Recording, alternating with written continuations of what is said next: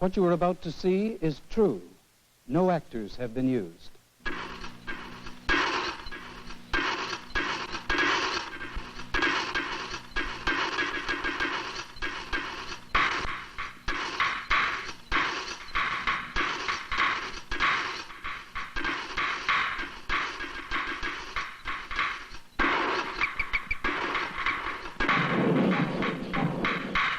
This is psychiatrist Dr. Carl Stern. During the first year or so, when I was still groping around in this thing, I still had the feeling that after a few months treatment or 6 months treatment and getting medication and talking things over, that you would come back into the normal way of life. But this thing, when you realize that there's something deep down inside you, that it's as much part of you now as one of your limbs, and that especially when you know you're getting older every year, I mean, the despair can become quite profound. More than once, I heartily wished that I had died when I was a small boy. We know that this man has not been able to hold a job for 5 years. Dr. Stern, what has tied him up in knots? As so often in psychiatry, it is actually nothing but an exaggeration of something which, to a mild degree, we all normally know. For example, it occurs almost to everybody sometime, let's say in childhood or in puberty, that he has to do certain silly things. To step on a crack, yeah, break your mother's back? Yes, that's right. Or rather avoid the cracks in the pavement. Yeah. I'm sure everybody has done this. Now, there are some people who have something similar, but to a tremendous degree, so much so that really life is seriously impaired. Let's say after touching the doorknob, they have to wash 10 times, and after a slight suggestion of touch again, they have to wash 10 more times. I remember myself having seen, for instance, a highly intelligent, brilliant man in the diplomatic corps who had the washing compulsion to such a degree that touching the doorknob became in the end impossible, and the man was imprisoned. That man was, of course, more handicapped than many people with very severe physical infirmities. So he couldn't, in effect, go out of his room? Go out of his room anymore, you see. Why this double handle, obsessive and compulsive? We speak of compulsive when there are acts which the patient has to do without actually wanting to do them. Obsessive is more used for thoughts that come into a person's head, and he says to the doctor, this drives me crazy. If this goes on, I can't go on living like that. And this is exactly the situation in which this patient is. Well, let us see then how this condition manifests itself in this patient. You tell me about thoughts, a lot of thoughts that go through your mind which are very irksome and bothersome, but you can't get rid of. Yes. These thoughts have to do with unfortunate situations I got into in the past through the fault or through the malice or vindictiveness of other people. And although some of them are 5 years old and more now, they'll keep running on that train of thought for a long time. And I can feel the inside of my head actually getting heated up with it. Yes. And my emotions get aroused, that I find myself boiling with rage and anger. Against these people. Against these people. So these emotions and these fixations, perhaps you should call them, emotional and mental fixations, I feel as if I'm in their grip now instead of myself controlling them. They control me. I find occasionally that people who suffer from this trouble, they also have it with reference to cleanliness. Yes. I've aroused people's hostility on many occasions by my efforts at exaggerated cleanliness. What, for instance? Give me an example. Now, even today, when I go into any restaurant or soda bar for a cup of coffee, even yes. today I just cannot resist. When I get the coffee, I take a serviette and I clean the spoon, which I can already see is quite clean, before I use it to stir the coffee.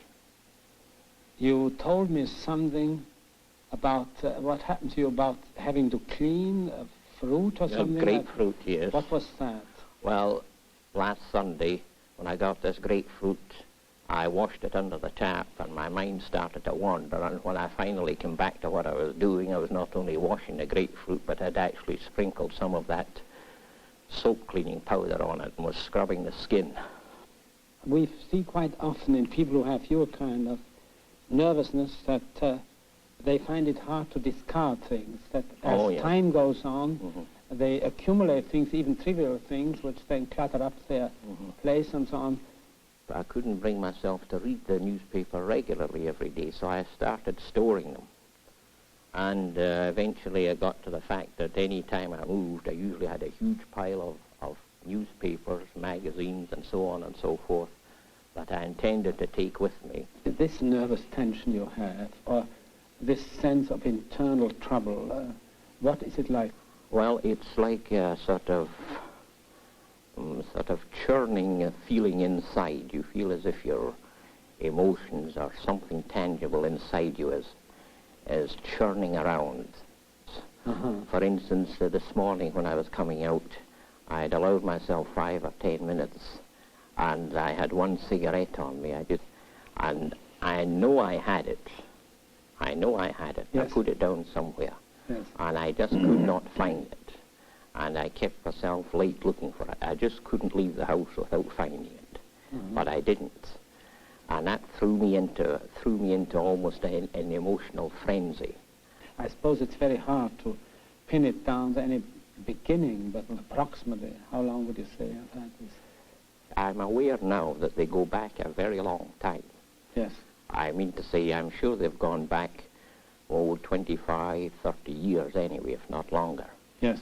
Because up until a few years ago, I simply put them down to extreme nervousness. I did not realize that the cause could be something deeper and more serious. Did it strike you that was a mental quirk? There was something wrong with you? No, it didn't, Doctor. It just struck me as that I had a tendency, or it was part of my temperament, to extract the maximum value from every problem I did. You have to come back and check and verify? And verify and be sure, doubly sure. And but while you are doing, do you know that this is that your perfectionism is abnormal? Oh, you yes, I realize that now. And yet it's... I just can't let go. You can't let go. I'm like somebody that's put his hand on an electrified wire, and of course his hand closes, the current passing through his body. He has a convulsive grip of the wire, and he just can't let go by himself. Yes. You told me the other day a little bit about your childhood, that some of the moral sense of values must have been very, very distorted, let's say, in certain things. Your mother, her attitude towards certain things. Even mention sex or try and bring it up for discussion in the family, even if you are getting towards the age when you should know something about it, if only for your own protection, was utterly unheard of. Not only unheard of, it was ghastly. How did they convey the sense of the ghastly to you? I mean, did they say it with so many words, or? Well, sometimes they said it, but if they didn't say it, especially my mother, the expression on her face was one of, I mean to say, if you brought up anything like that, or tried to, or if the general conversation got around to anything like that, actually it never did, because the atmosphere was such that the mere thought of bringing up the question of sex or sexual education or that was, well, you'd no more think of doing it than you'd think of throwing a pot through the window or something. Yes. And one afternoon she was sitting thinking of something. I don't think there was anybody else in the house. She had a faraway look on her face. And I don't know what prompted the thought, but I asked her, Mama, I said, how are babies born? Yes. Well, I can still remember the look on her face to this day. She gave me a look of such horror and revulsion and disgust that it made me feel as if it had some horrible slimy thing that had crawled up out of a sewer. Isn't that extraordinary? And I can still see that expression on her face today just as clearly, and that was as clearly as I saw it then, and that must be over 40 years ago. I know that you're a very scholarly person and have many interests lately, do you still pursue them by reading and things like that? No, all that is drying up, Doctor. I mean to say, I find I don't know whether it's due to this exaggerated perfectionism and frenzied way of thinking I get into, but I notice my activities are becoming more and more restricted. I just can't settle down to prolonged, heavy reading anymore. Yes. When you went to primary school, were you a good scholar? Oh, yes. Oh, very good. I was considered one of the bright boys, so to speak. That's why I was sent on. And at high school, too? High school, to a point, yes.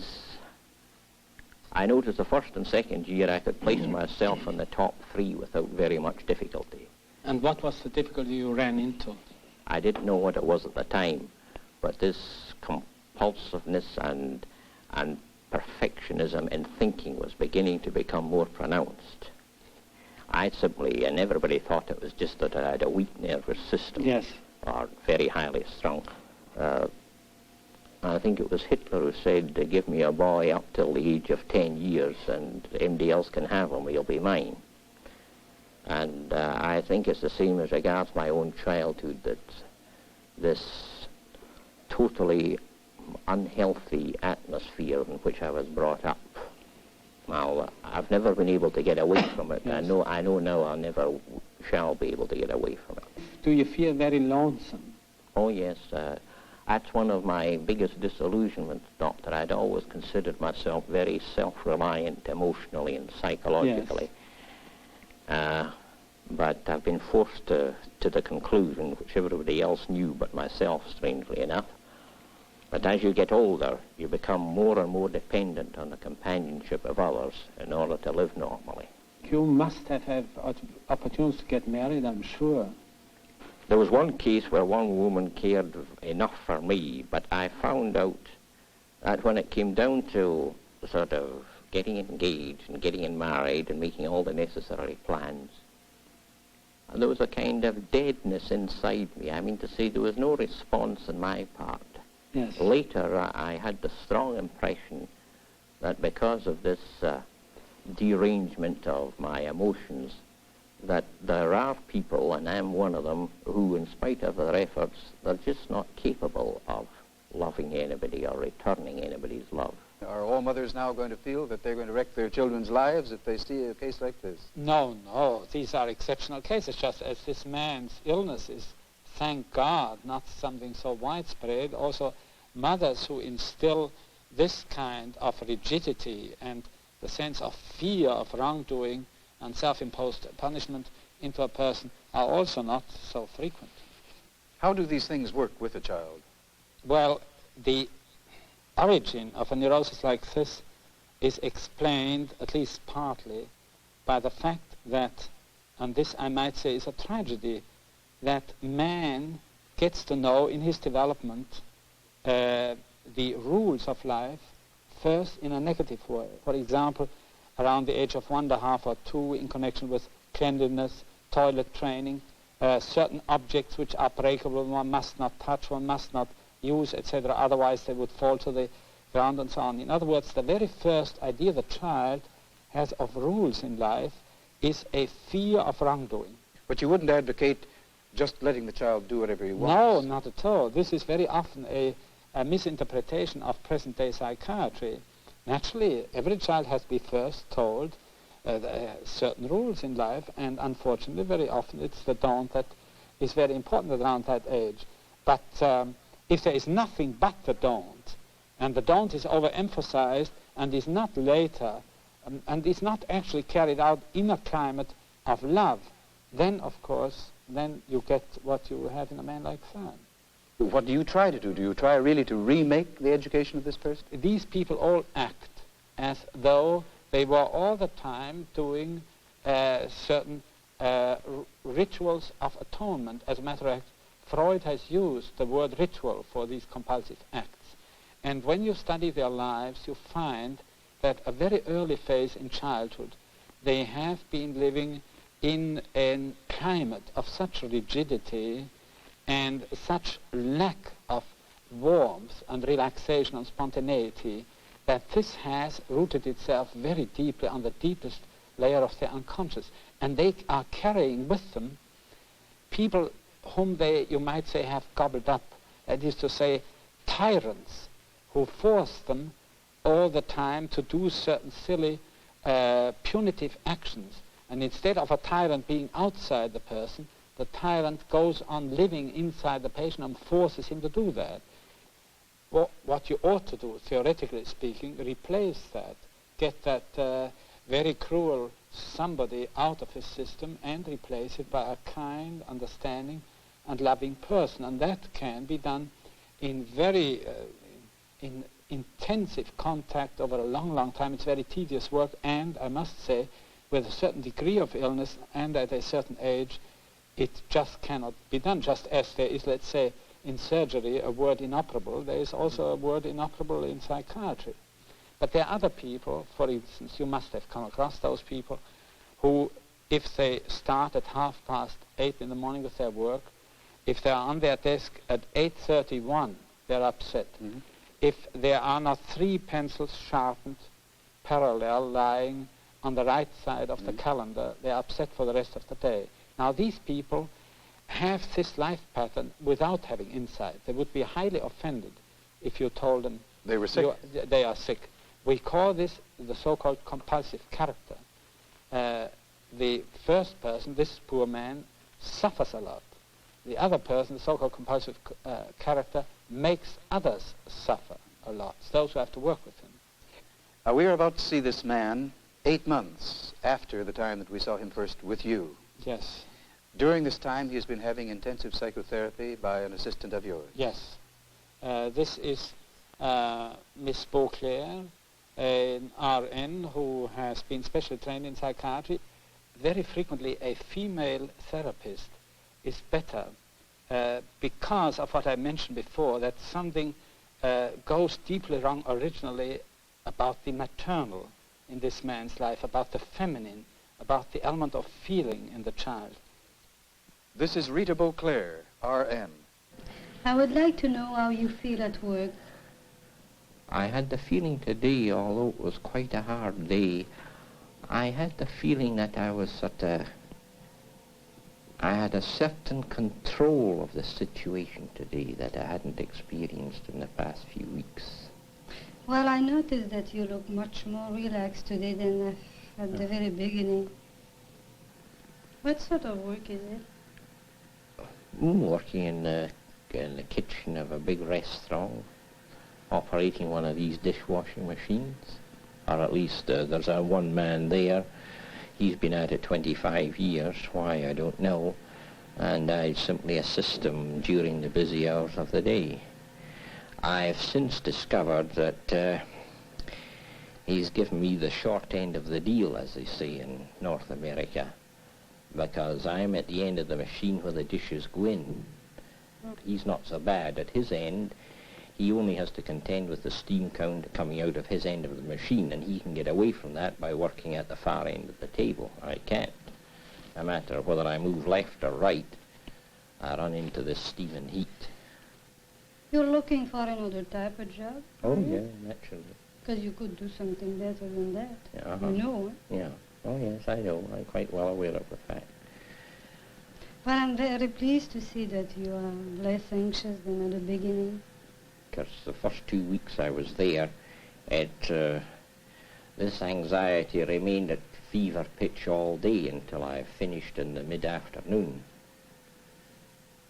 Now it seems to be that it may be either this anxiety is diminishing through my familiarization with these surroundings which were so strange to me, especially after all these years. I noticed that during the interviews, it happened more and more that you let yourself go and that you could laugh. You was not like that at the beginning. Where? Sometimes you allow yourself to laugh and sometimes to be angry. It's an improvement for you. Well, I can't say that I find it a pleasant improvement. No, you are afraid each time it happens because that's what you're afraid so much. feel something and to express it. But there is an improvement there, and I'm glad. I think myself what it might be, I don't know if you'll agree with this or not, that either consciously or unconsciously I have a fundamental distrust of emotion of any kind. Yes, because this we explained before also. It's because you had been hurt there. Mm-hmm. And you built yourself a carapace, let's say. Yes. And you was very much afraid after to let yourself go to express something because of the pain that you had experimented before. What's a carapace? A shell. A shell. Oh, I see. Yes, a protective shell. Mm-hmm. Mm-hmm. And I suppose that emotionally one can still be in the sort of stage of infancy, even although one is an adult. Yes, this was a great shock to you. You remember? Yes. You was very much against that interpretation. When I pointed out to you that sometimes your reactions were of a little frightened boy. Mm-hmm. Now it seems that you accepted it better. Well, no, I won't say accept it better. It's not any easier to accept, and it's not any less unpleasant to accept. It's more or less an attitude of resignation towards it. No, when you realize that and you sort of accept it, it's the first step to grow up and to sort of mature inside of you some parts of yourself which had been fixed at certain level. Do you still go at this library where you used to go every day? No, that's another phenomenon too that I realize you've explained to me that it has its good points, but sometimes myself I'm not so sure. I'm really appalled at the way that reading, really good reading, has lost its sort of power of compensation for me.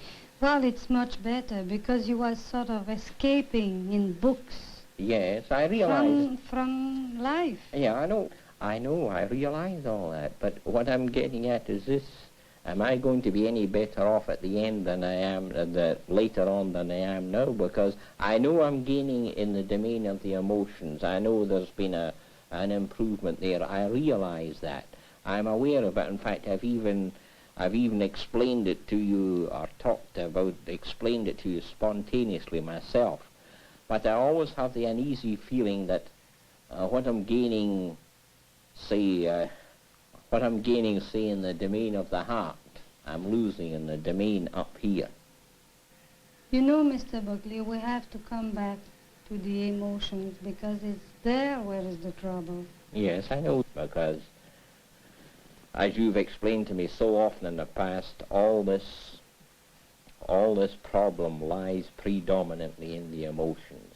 It's a question of emotions, of emotional disturbances, of emotional excesses, if you like. You remember how much you wanted the therapy to be discussions on a very intellectual, dry level? Well, no, I wouldn't say they were dry. I found them intensely interesting and stimulating. When it remains on the intellectual level and it's just talking, we miss the whole point. You have to feel and to recognize in your feelings what we are discussing. Yes, that's quite true. People use words to cover feelings. We all do, and I suppose in a neurotic condition you do it to you do it to a very pronounced degree, so pronounced that although to you it's normal, to other people see it right away for what it is. When we are afraid, we all take some ways to protect ourselves. Instead of expressing my feelings spontaneously, I sort of pull out another script from my pocket, and I try to try to foist that on other people, so to speak.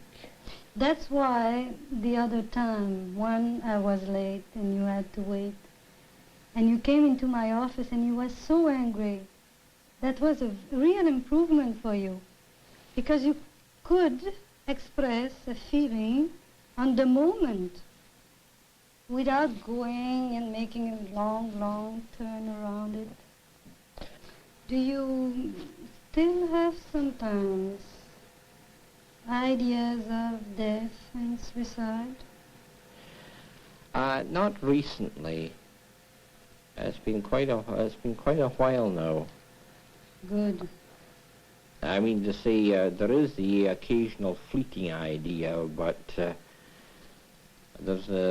hasn't been the sort of really powerful urge towards it that I experienced occasionally in the past. I mean, there were moments when the urge was really powerful. Do you feel less panicky towards the future? Yes, I would say so. In the sense that, well, I think I managed to avoid thinking of it in the agitated manner in which I used to. For as regards other people, I seem to experience a certain pleasurable desire to be more in contact with them.